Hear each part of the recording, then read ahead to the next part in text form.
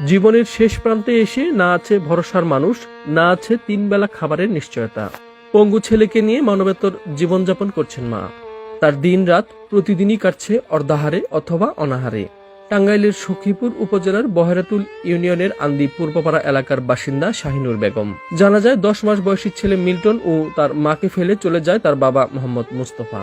বর্তমানে দ্বিতীয় বিয়ে করে সৌদি প্রবাসে থাকলেও একটিবারের জন্য খোঁজ নেননি ছেলের। স্বামী চলে যাওয়ার পর অসহায় শাহিনুর বেগমের মাথায় যেন আকাশ ভেঙে পড়ে। উপায়ন্তর না দেখে সন্তান সহ বোনের বাড়িতে থাকা শুরু করেন তারা। সহায় সম্বল না থাকায় পরবর্তীতে স্থানীয় মুদি দোকানদার উসমানের ঘরে আশ্রয় নেন তারা। এদিকে 2 বছর আগে একমাত্র ছেলে মিল্টন মোটরসাইকেল দুর্ঘটনায় 2টি পা ভেঙে যায়। মানুষের কাছে চেয়ে প্রায় 1.5 বছর পঙ্গু হাসপাতালে চিকিৎসা নিলেও এখনো সুস্থ হতে পারেনি মিল্টন।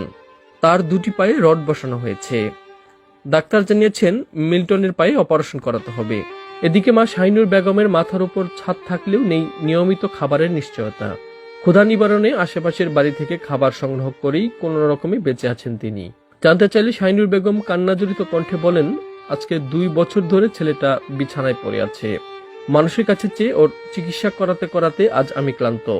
কেউ যদি আমার ছেলেটাকে চিকিৎসা করিয়ে স্বাভাবিক জীবনে ফিরিয়ে দিত, আমি সারা জীবন তার বাড়িতে কাজ করে ঋণ পরিশোধ করতাম।